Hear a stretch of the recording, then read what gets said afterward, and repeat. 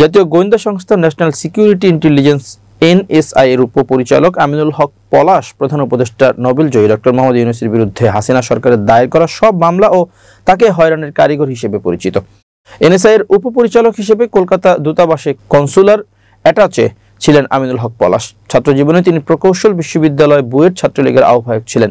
2023 সালের মাঝামাঝি সময়ে তাকে কলকাতা দূতাবাসে পাঠানো হয়। এর আগে এনএসআই এর সাবেক ডিজি টিএম জোবায়ের তাকে ডক্টর ইউনূসের বিরুদ্ধে মামলার যাবতীয় বিষয় দেখাশোনার দায়িত্ব দেন। তিনি এবং এনএসআই এর অতিরিক্ত পরিচালক আজিজুর রহমান ডক্টর ইউনূসের বিরুদ্ধে কত সংখ্যক মামলা দেওয়া যায়, কি ধরনের মামলা দেওয়া যায়, সাক্ষী এবং অভিযোগকারী কাকে কাকে করা যায়, গ্রামীণ ব্যাংক এবং গ্রামীণ বিভিন্ন সংস্থার কর্মচারীদের বিভিন্ন সময় চাকরি যাওয়া কর্মকর্তা কর্মচারীদের কিভাবে মামলার কাজে, রাজপথে প্রতিবাদের কাজে লাগানো যায়, আইনজীবী কাদের নিয়োগ করা যায়, মামলার উপযুক্ত আর্জি তৈরি করা ইত্যাদি যাবতীয় কাজ করেন।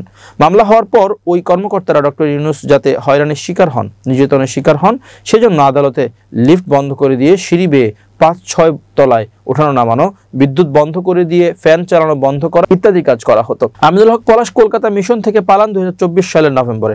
এখন তিনি লন্ডনে অবস্থান করছেন। সেখানে বিভিন্ন টিভিতে তিনি টক শোতেও অংশ নিচ্ছেন।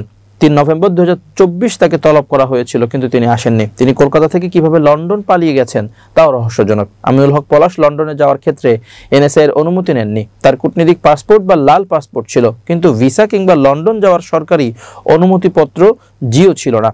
এগুলো ছাড়াই তিনি লন্ডনে পালান। কলকাতার কূটনৈতিক সূত্র জানায়, রয়ের এজেন্ট হিসেবে কাজ করার কারণে তিনি ভারত থেকে তার কাছে থাকা বেআইনি সবুজ পাসপোর্টে ব্রিটিশ ভিসা পেতে সক্ষম হন।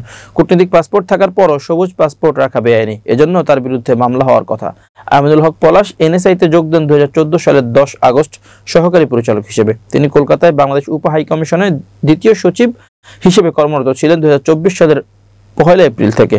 তার বিরুদ্ধেও জুলাই অভ্যুত্থানের আগে বিভিন্ন রাজনৈতিক ও শৃঙ্খলা বিরোধী কাজে জড়িত থাকার অভিযোগ রয়েছে বলে এনএসআই জানায়। তাকে গত বছরের 3 নভেম্বর দেশে ফিরে আসার জন্য নির্দেশ দেওয়া হলেও এখন পর্যন্ত তিনি ফিরে আসেননি।